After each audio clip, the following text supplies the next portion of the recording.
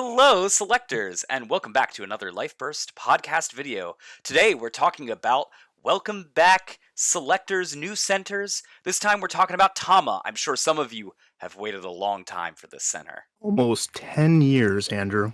Wait, what's hello? 10 long years. Is this the ghost of Christmas past? What? No, I'm Tamanon. Hello. Oh, how did you get here? I'm not even connected to the internet right now. Wherever there's Tama, I'm also there. Most of the Wixoss community knows this, and you have no right to make this video. How many years have you been collecting Tamas? None? None? But I started with Diva. But do you have a PSA 10 Tau Tama graded 10 for smell? No, but And signed by Wixoss anime staff cards? that feels pretty rare. What about a tattoo of your low-rig Tama? I don't have that, but do you have a US sleeping Tama yet? Oh, look, I'm working on it. You need to leave my video now, alright? Wait, this is my channel. Well, just go to mine then. I'll take over from here. Seems fair. If you guys want to see a Tama mid-range list, check out Tamanon's channel where we're going to talk about that list and the many colors Tama has shifted to over the years. Hey, you know what? It's all yours, Tama. Thank you. White Aggro takes all the already existing benefits of this deck core and adds a twist. White Aggro was sorely lacking.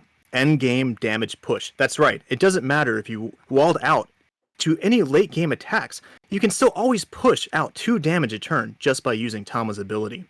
What's more, Tama has going for it, its once per game ability gives you a rare 5th damage push as early as turn 3. You can make 3 open lane attacks, up all your Signy when she attacks, then pay 2 and have her attack a second time. That's bang for your Bataru.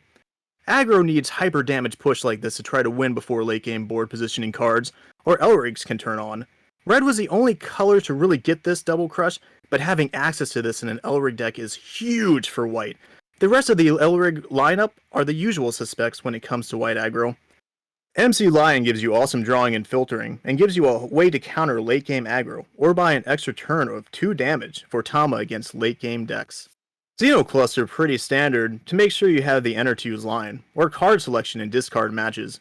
White Heaven and Angie is a big damage push, and you usually use it around turn 2 and 3. Because they don't give your opponents enter, you can usually get under full Elrig effects for big damage. Your level 1 Signy selection is there to mostly do the same thing. Be hard to deal with, because all the damage really is in the Elrig deck. We can use our main deck for utility. A lot of these is just to make it hard for the opponent to score damage against us, or make them waste resources so we can race them with our own damage. Your level 2 slots keep that theme going, but they can provide some offensive tools too. Ant Nest and Yuki are great at turning off abilities so we can attack into Signy like Remember and H2O and kill him dead if needed. Or just Remember as a 15k on attack and LOL at H2O. And remembering to talk about Remember, we are abusing it more than Remember did pre-luck. Just an overall amazing card, especially since our lane opening is also Enter Denial. The Remember taxes add up. Exia doesn't play super well with Remember since it turns off its ability, but it's still a good tech card to draw into if we need to play defensively, and definitely will come in handy in a variety of matchups. Seela adds to the defensive board positioning we can do, while also giving us great card selection. She also covers for Exia, and vice versa. Osiris gives us a tad bit more removal in the main deck, should we need it to help end the game, though its shadow ability will only be used when we need to try to beat red decks. I don't think you'll ever grab a guard from it, but don't forget it's an option in a pinch. Rounding off the list is Miracle Draw. It's a go-to aggro draw spell, but with more white Signies getting replacement abilities, you can play less of these if needed, but ensuring you hit Remember is a really great tool. You can also spice it up a bit with Code Anti-Bigfoot as a level 2 draw to help out that miracle a bit while closing lanes. A fun package I've been testing from Japanese lists is making use of code-made Tortoisa. Okay, I know what you're thinking, but why? Well, with even one of them out, White Heaven is 2 enter. With 2 it's just 1. In a deck with very little enter gain, it means mad stacks fast. And if you play them early, using the Trash Angie level 1 and White Heaven level 2 Angie are just basically free.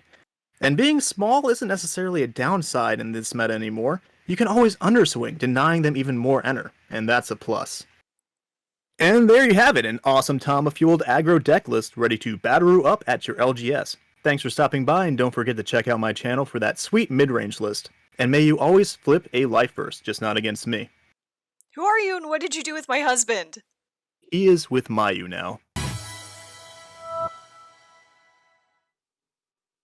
選ばせてやる。私は選ばれた。俺の選択だ。あなたは何も選んではいない。やっぱりてめえはこっち側だよ。それで全部揃ったみたいね。いってらっしゃい。気をつけてね。選択、バトルとバトル。